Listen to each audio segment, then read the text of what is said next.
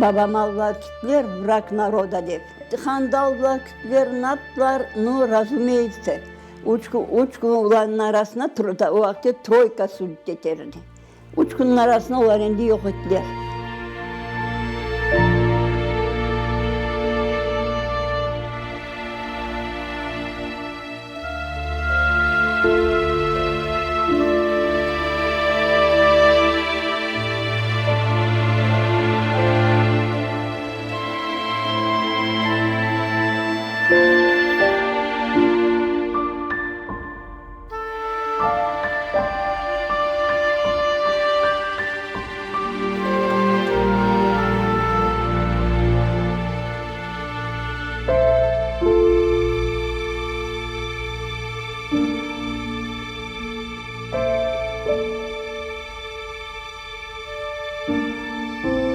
Girdiler ikilere saldat.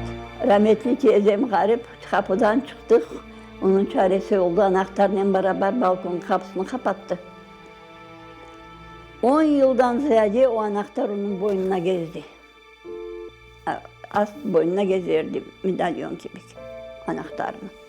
Bugün yarın kaçacağım size.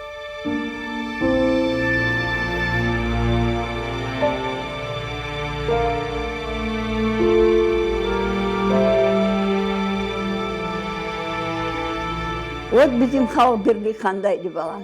Handa gitti o birlik. O vakti her kimin nesi var idi?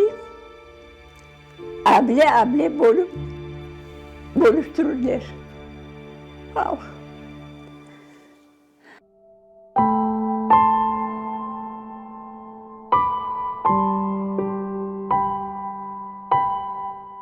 Doğduk ostu Kırım'a. Kim görgen dağ, kim görgen bıçmak, handan Allah kedde verdiler elimize bıçkı, verdiler balta, verdiler klin, verdiler bahor.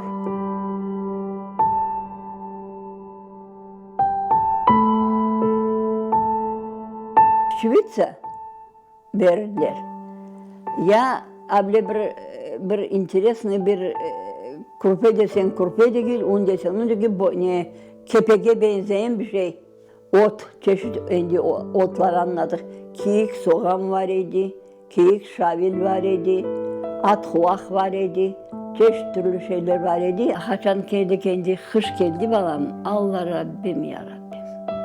Hır gradısın, hır 5 gradısın.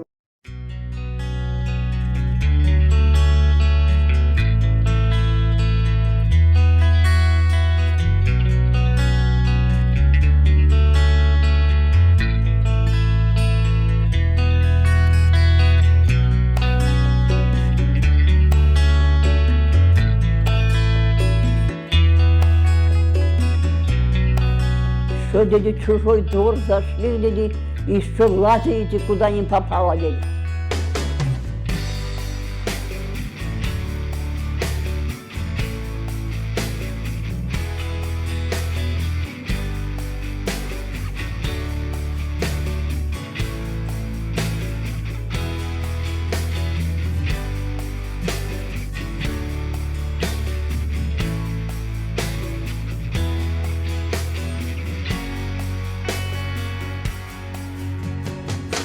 Yaşlılar birlik olsunlar, unutmasınlar.